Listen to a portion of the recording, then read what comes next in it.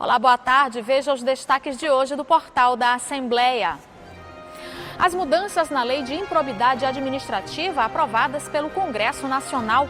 O projeto de lei quer permitir que trabalhador falte ao serviço para comparecer às reuniões escolares do filho. Campanha Novembro Azul alerta para a importância da prevenção como arma contra o câncer de próstata. Qualidade de vida dos brasileiros caiu por causa da pandemia. Pesquisa revela que os pais maranhenses têm uma quantidade de filhos acima da média nacional. Em 2021, pelo segundo ano consecutivo, houve um aumento no registro de paternidade no Maranhão. E empreendedoras maranhenses se preparam para participar da Feira Preta, maior evento de cultura e empreendedorismo negro da América Latina. O evento passa a ter o nome de Feira Preta MA e inclui empreendedores de vários públicos. É agora no portal da Assembleia.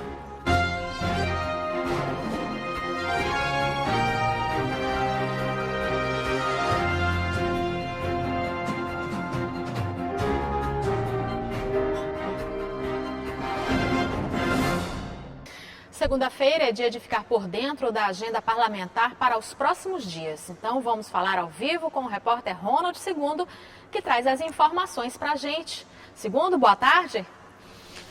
Muito boa tarde, Eli Coelho. Boa tarde a todos que nos acompanham. Como vocês podem ver, eu falo aqui do hall de entrada da Assembleia Legislativa, sede do Palácio Manuel Beckmann. E a expectativa é para uma semana de muitas atividades, para uma semana bastante movimentada, Eli Coelho. Eu lembro que as sessões plenárias, de acordo com o regimento desta casa, acontecem às segundas, terças, quartas e quintas. Segunda-feira a partir das 4 da tarde, terças, quartas e quintas a partir das 9h30 da manhã. Mas em razão ainda de algumas medidas restritivas, de algumas medidas que visam reduzir os riscos de contaminação pelo novo coronavírus, as sessões das segundas não estão acontecendo por enquanto. Portanto, então, a primeira sessão plenária da semana aqui na sede do Palácio Manuel Beckmann está prevista para amanhã, a partir das 9h30 da manhã, com transmissão ao vivo pela TV Assembleia, né? E eu lembro sobre o processo de interiorização executado pela diretoria de comunicação desta casa, que garante que mais de 35 cidades maranhenses podem acompanhar as sessões plenárias ao vivo, com todas as informações, 15 minutinhos antes aqui das sessões, a gente entra trazendo as novidades, as informações, a expectativa para os trabalhos dentro do plenário da casa, enfim.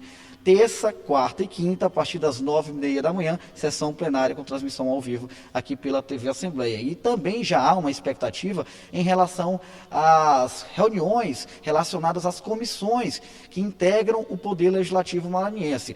A Comissão de Constituição, Justiça e Cidadania, por exemplo, deve se reunir amanhã a partir das 9h da manhã. Eu, inclusive, agora há pouco, consegui contato com a assessoria da CCJ, que tem como presidente o deputado Adão Soares, e já obtive a informação de que serão apreciados 55 itens. E isso significa, inclusive, dizer que, de repente, há uma possibilidade de toda essa produtividade da CCJ interferir também na rotina das sessões plenárias. Até porque a gente sabe que, muitas vezes, os projetos eles precisam passar primeiro pelas comissões. Então, nós teremos 55 itens apreciados pela CCJ amanhã e há uma possibilidade dessas matérias entre projetos de lei, indicações, projetos de resolução legislativa, enfim, há uma possibilidade dessas matérias seguirem para apreciação do plenário da casa. A gente vai acompanhar toda essa movimentação, também há uma expectativa em relação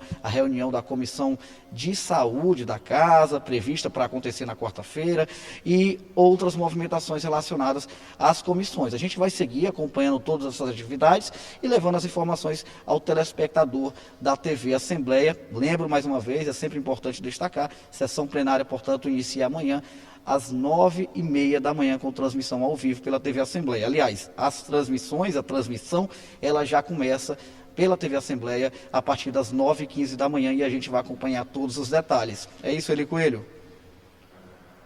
Obrigada, Ronald, pelas informações.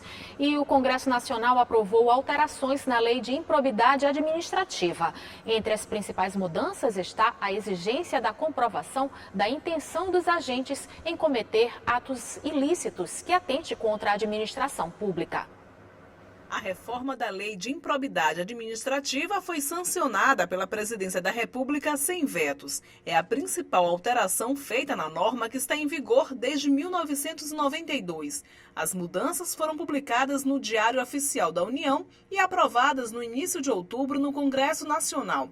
A principal alteração do texto é a exigência de dolo, ou seja, intenção para que os agentes públicos sejam responsabilizados.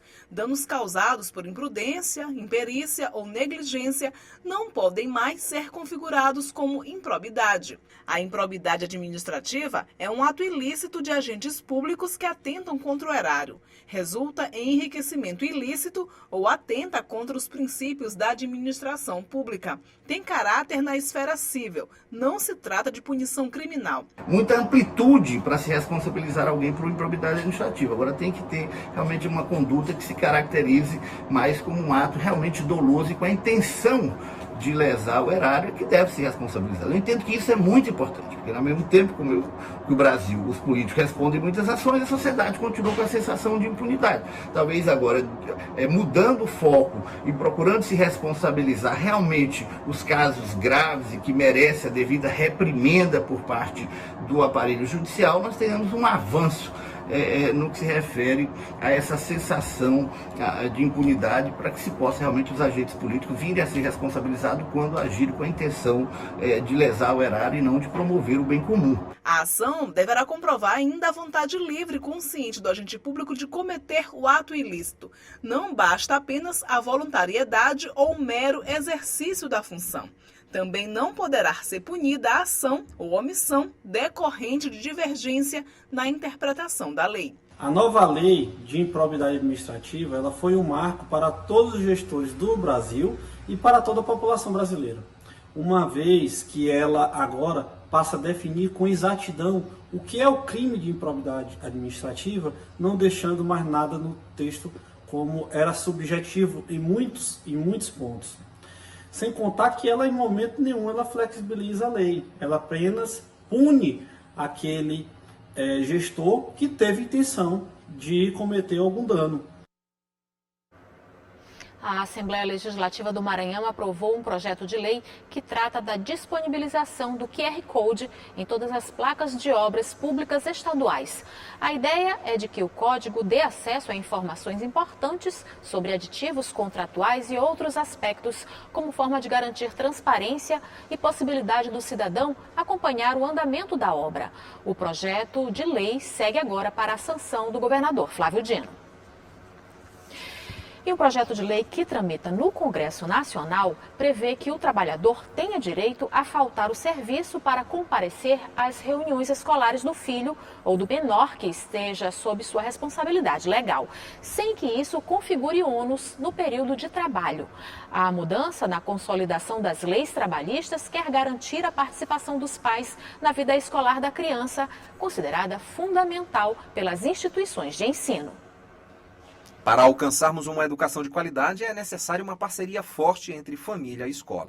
Nesta linha de pensamento que está tramitando no Congresso Nacional um projeto de lei que altera a consolidação das leis do trabalho CLT e vai permitir que o trabalhador falte ao serviço uma vez a cada 6 meses, no período necessário para comparecer à reunião escolar de seu filho ou de menor sobre sua responsabilidade legal.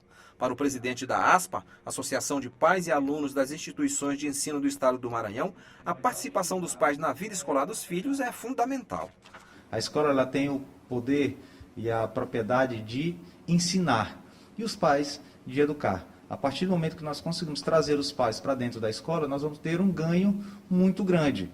A lei ela dá a possibilidade de a cada 6 meses que os pais de alunos possam se ausentar dos trabalhos no intervalo de tempo da realização das reuniões. E nessas reuniões eles vão ter a possibilidade de estar interagindo com os professores, com a direção da escola, e isso só tem a colaborar com o desenvolvimento educacional dos seus filhos. A frequência dos responsáveis nas reuniões de pais geralmente é baixa. Os motivos são os mais variados, mas o choque de horário da reunião com o período de trabalho é bastante citado, como observa a presidente do Sindicato dos Estabelecimentos de Ensino do Estado do Maranhão e diretora de escola. Sempre digo que a escola, a educação é um projeto realizado no mínimo a 4 mãos. pais e escola. Assim, é fundamental que os pais estejam próximos da escola.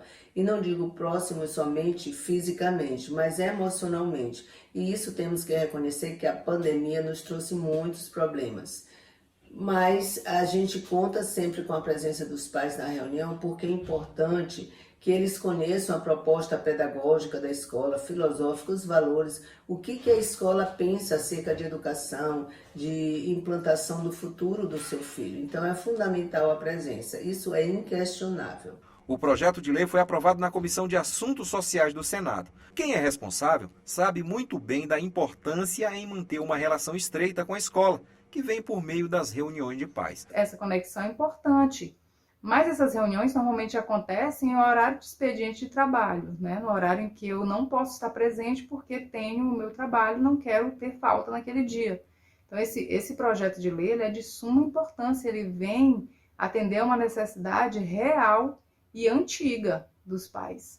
O Ivaldo tem 2 filhos e nunca falta às reuniões da escola.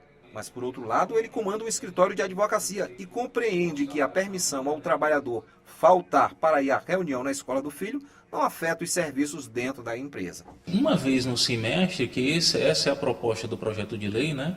De você abonar um dia durante o semestre para que o trabalhador possa acompanhar seu filho na escola e ir numa reunião de escola, né? Então, acredito que a própria empresa pode fazer essa programação. O trabalhador ele pode...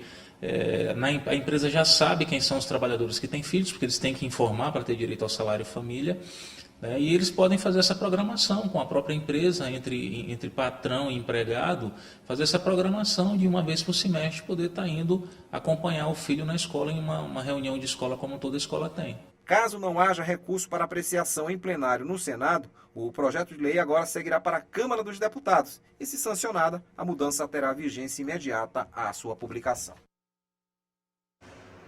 E veja no próximo bloco, campanha Novembro Azul alerta para a importância da prevenção como arma contra o câncer de próstata. E uma pesquisa revela que os pais maranhenses têm uma quantidade de filhos acima da média nacional. É o que você acompanha logo após o intervalo.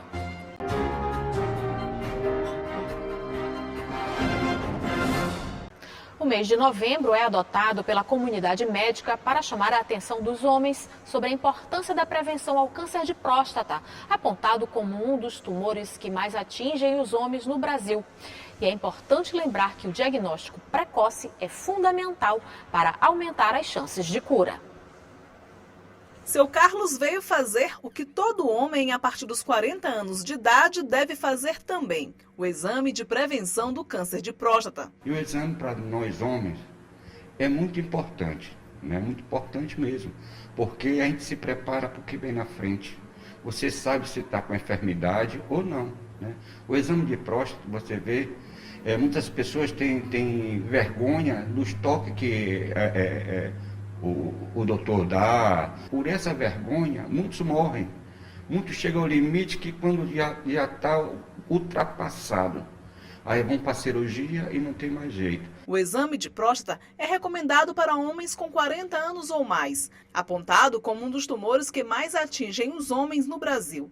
De acordo com o Instituto Nacional do Câncer, são esperados mais de 65 mil novos casos em 2021 aqui no país. Tem que ter cuidado, ter essa prevenção, tudinho, porque o câncer hoje mata demais. Está matando muita gente e as pessoas, às vezes, quando querem se cuidar, já é muito tarde. Infelizmente, essa é uma realidade que a gente precisa fazer um trabalho de divulgação e de chamamento da população para que vejam o quanto é necessário a prevenção. Os principais fatores de risco para o desenvolvimento da doença são histórico familiar de câncer de próstata em pai, irmão ou tio, homens da raça negra e obesidade. Este médico urologista fala sobre os sintomas e que o diagnóstico precoce é fundamental para uma maior chance de cura. Se você lançar a mão do tratamento inicial, quando a doença não está espalhada, quando não tem nenhuma metástase, nada comprometendo a longa distância, o paciente tem uma alta chance de cura. Então, não somente no câncer de próstata, mas todos os cânceres, quando eles são diagnosticados na fase inicial, ele tem um bom índice de cura. Então, esse mês de Novembro Azul, ele vem aí dá essa lembrança da gente ter esse cuidado, principalmente com o câncer de próstata, também para conscientizar os homens da importância de estar procurando um auxílio médico, fazendo suas consultas que são necessárias. Neste mês, a campanha Novembro Azul faz o alerta sobre a importância da prevenção e que saúde também é papo de homem. Essa prevenção ela tem que se dar todos os dias, dentro dos serviços de saúde, nas unidades básicas de saúde, né? E aí esse homem ele precisa compreender a importância dessa prevenção, a importância de vir ao serviço de saúde. Seu Carlos não liga para os preconceitos com o exame do câncer de próstata. Quer viver a melhor idade com saúde. Graças a Deus comigo não tem esse negócio de vergonha não. Se é para minha saúde, eu vou firme, eu vou buscar minha saúde. Eu quero minha saúde. Não quero mais do que isso, porque com a saúde você pode trabalhar, você pode viver ainda mais com sua família. O Instituto Brasileiro de Geografia e Estatística, IBGE, fez um levantamento que apontou que o Maranhão é o estado brasileiro onde os pais têm uma quantidade de filhos acima da média nacional. E o processo de reconhecimento de paternidade também tem ajudado a aumentar o índice de filhos para os pais maranhenses. A pesquisa também revelou que mais da metade dos homens, a partir dos 15 anos, já tem filhos. Cléo, Arthur, Dominique, Luana, Gabriele e o Frank Júnior. Estes são os filhos do Frank. A carreira de pai começou aos 20 anos com a chegada do Frank Júnior. O tempo foi passando e a prole crescendo, até chegar no Dominique, que agora tem 4 anos. Ah, mas a tarefa de ser pai com muitos filhos, hein? Não é nada fácil. A gente tem que administrar bem isso, né? A forma de carinho, a forma de cuidar, e cada um, né, tem uma atenção. Não que nós amamos mais um, mas tem uma atenção diferente, né? No caso são 6, né? Então a gente tem que chegar e dar bastante atenção e ficar se policiando mesmo, porque é complicado administrar 6 filhos, mas procuro fazer o meu melhor e dar a criação, né, que a nossa família sempre praticou, de respeitar o próximo, respeitar o mais velho, amar o próximo. Então essa atenção a gente está conseguindo administrar até hoje. O Frank se encaixa no perfil de uma pesquisa divulgada pelo Instituto Brasileiro de Geografia e Estatística, em que o Maranhão aparece como o estado brasileiro onde os pais têm mais filhos, com uma média inclusive acima da nacional. Esta foi a primeira vez que o IBGE divulgou o resultado de um estudo que analisa os números da reprodução masculina no país. Maranhão e Alagoas foram os estados que apresentaram a maior média de número de filhos, 2,2 para cada pai. Em 2021, pelo segundo ano consecutivo, houve um aumento no registro de paternidade no Maranhão. Mesmo assim, 5.559 crianças que nasceram no estado foram registradas apenas com o nome da mãe. Mas agora, com a mudança na lei, é bem provável que este número de filhos por pais aqui no Maranhão cresça bastante. Para esta advogada e presidente da Comissão de Direitos das Famílias da OAB Maranhão, a mudança na legislação tornou mais rápido o reconhecimento de paternidade e por isso os números crescem no estado. Mas existe uma demanda represada. Que antes só podia ser feito através do próprio pai. Aí quando o pai era falecido, infelizmente você não conseguia fazer esse reconhecimento. Como agora você pode fazer com os parentes até o 4º grau, você pode fazer esse reconhecimento, ou seja, o teste, com os parentes que estejam vivos desse pai falecido. Os avós, os tios, na linha até 4º grau. No Maranhão, um dado que chama a atenção é que ainda é grande o número de registro de crianças apenas com o nome da mãe. Houve um aumento de 8,36% em 2018. Depois, aumentou em 9,19% em 2019 e subiu ainda mais, chegando a 9,77% em 2021. Este promotor de justiça observa que o Ministério Público participa de uma campanha nacional que estimula e promove o reconhecimento de paternidade. É o que estimula o reconhecimento voluntário da paternidade, onde a partir do registro no cartório, se for feito sem o nome do pai, esse pai ele é chamado em cartório e se ele concordar com esse registro, é feito imediatamente o registro, feito a certidão de nascimento com o nome do pai e da mãe.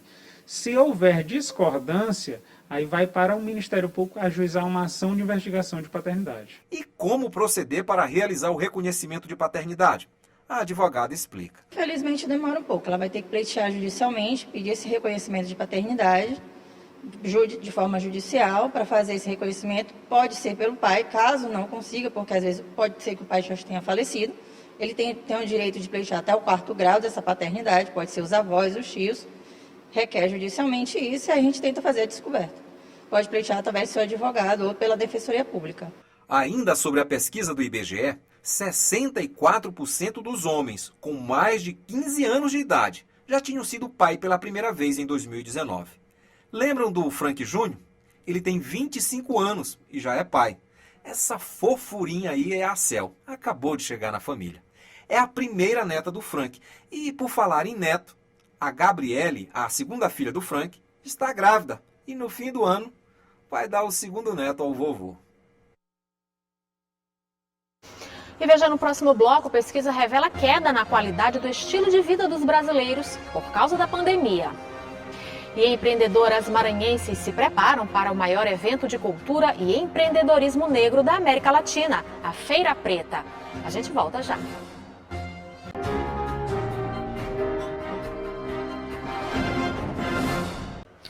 Uma pesquisa feita por universidades mineiras revelou que a qualidade do estilo de vida do brasileiro caiu com a chegada da pandemia do novo coronavírus. Após 2 anos de restrições e mudanças na rotina, a alimentação piorou, houve diminuição da prática de atividade física e maior incidência de doenças mentais, como a ansiedade e a depressão. A pesquisa foi realizada por universidades federais de Minas Gerais durante os 5 primeiros meses da pandemia do novo coronavírus no Brasil. O resultado comprovou que muita gente piorou o estilo de vida, passando mais tempo na frente da tela do computador, TV ou smartphone. Para Valderi Souza, que é pedagogo e trabalha em Macapá, capital do estado do Amapá, os educadores tiveram um desafio a mais em se adaptar com um novo estilo de dar aula.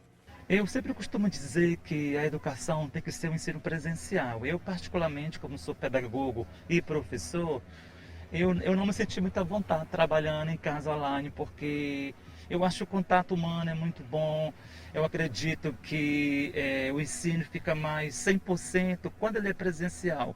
Quando ele se torna online, deixa a desejar, não tanto, mas deixa. Então, enquanto pessoa, enquanto educador, enquanto ser humano, enquanto pedagogo, eu acho melhor trabalhar na escola, na instituição de ensino. Em casa eu me senti muito bem. Eu achei que faltou mais apoio, mais assistência. Eu achei que a gente ficou desligado, ficou solto.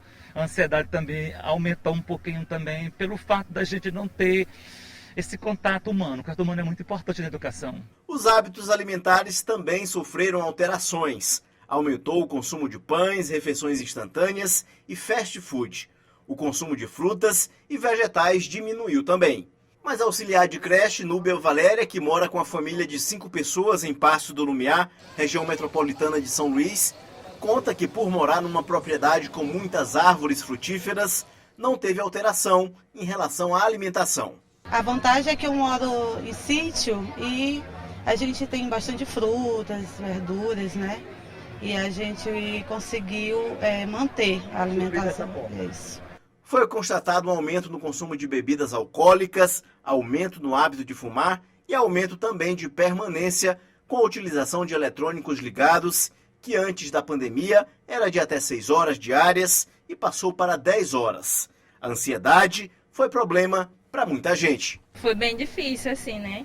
No começo, principalmente, porque por conta dessa questão de ficar só em casa, então a gente ficou meio ansioso, assim, muitos sentimentos assim misturados. A gente sempre quer compensar, né? Comendo mais um pouquinho. Os pesquisadores entrevistaram 1.368 pessoas com idades a partir dos 18 anos. 97% dos entrevistados disseram que cumpriram as medidas de distanciamento social. Outro dado coletado é que diminuiu também a frequência na prática de exercício físico. Antes do início da pandemia, eram pelo menos 120 minutos semanais. E no período da pandemia, mesmo com as restrições, chegou a ser de 80 minutos semanais. Muita gente está tentando retornar à prática de exercícios físicos diários. Por eu ter ficado parada, eu tive uma licença maternidade, aí fiquei mais em casa, entendeu? A ansiedade acabou tomando um pouquinho mais de conta, né? E vários outros fatores, perdi algumas familiares também, né?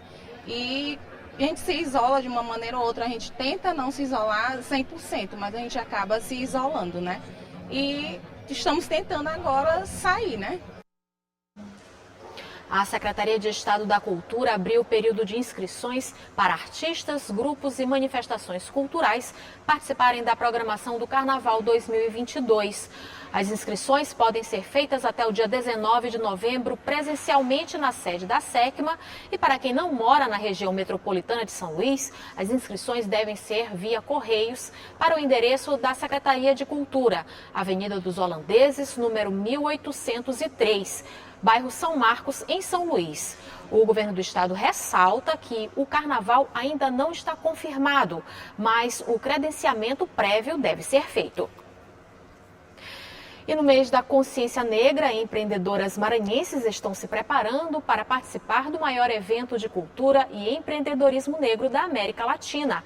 A Feira Preta quer mostrar aos consumidores a diversidade criativa e cultural afro por meio de produtos e serviços desenvolvidos pela população afrodescendente. Há 16 anos, a Alessandra aprendeu a trançar com a tia. Entre um fio e outro, traçou o sonho de levar conhecimento para outras mulheres sobre a cultura ancestral do povo negro. Quando você entrança, você tem que entrançar com amor, com dedicação e com respeito. Até porque essa história vem dos nossos ancestrais, que muitas das vezes tinha que trançar rotas de fuga na cabeça do companheiro para poder eles fugirem. Outras vezes era para trançar para poder se alimentar, quando guardavam grãos, sementes de arroz, para poder fertilizar na terra onde eles queriam sobreviver. E sobreviver é justamente a razão que faz aumentar o número de homens e mulheres empreendedores no país. E nessa arte, mulheres vão ganhando cada vez mais espaço por considerar necessário vencer com a própria história. Para mim é importante porque, primeiramente, vai além da estética, né? Faz parte da questão do meu próprio empoderamento também e além de despertar em mim esse outro lado, que é a questão empreendedora. Então as mulheres, principalmente as mulheres negras, elas precisam se reinventar, né, se refazer as suas ideias o tempo todo. Então as oportunidades que aparecem, elas são sempre bem-vindas. A Virgínia é artesã há 6 anos. A inspiração veio da África e rompeu as barreiras da invisibilidade. Graças a Deus o mercado tem se expandido a cada dia mais. É pouco, né? Porque aqui no Maranhão, 74% da população é negra, certo? Ou parda, e ela não conhece a sua cultura. E isso aí faz com que hoje a curiosidade, o lugar de fala que está se expandindo do negro, ele faz com que os próprios negros queiram conhecer sua cultura.